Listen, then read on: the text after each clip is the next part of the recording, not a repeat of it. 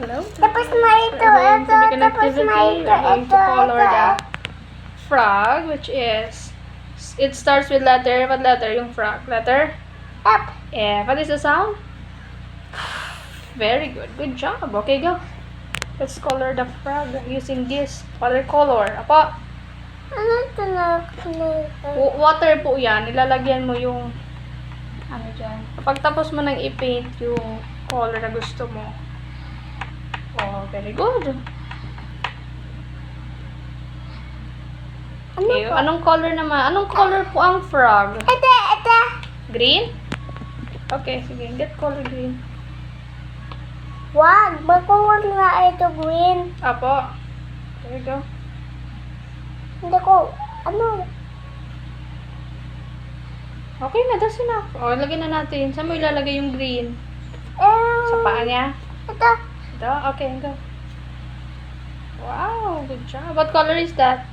Green. Green. Nag-jump ba ang frog? Ha? Nag-jump? Opo.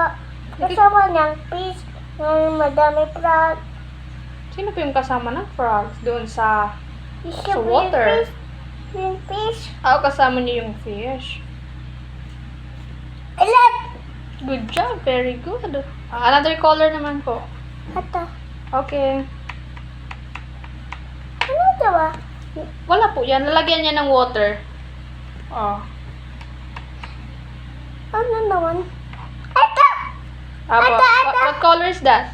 Purple. Purple, very good.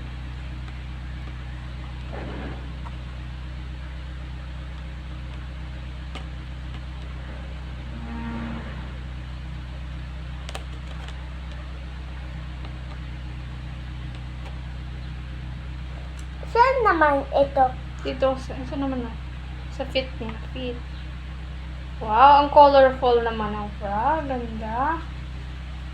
Is it beautiful? Yes. Very good.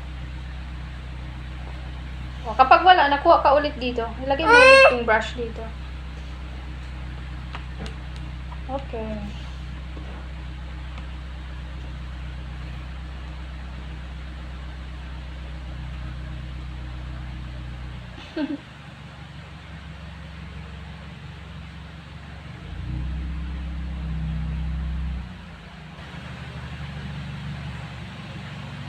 Look. Wow! Is it beautiful? Yes. Yes. Okay. Ito naman. Opo, yung feet niya. Ay, ano color kaya? Anong color? Ay, red, orange. Okay, asan yung orange po? Turo nga yung orange. Ito. Okay, good job. Ito. Opo, ito orange din. Tatlo yung orange natin.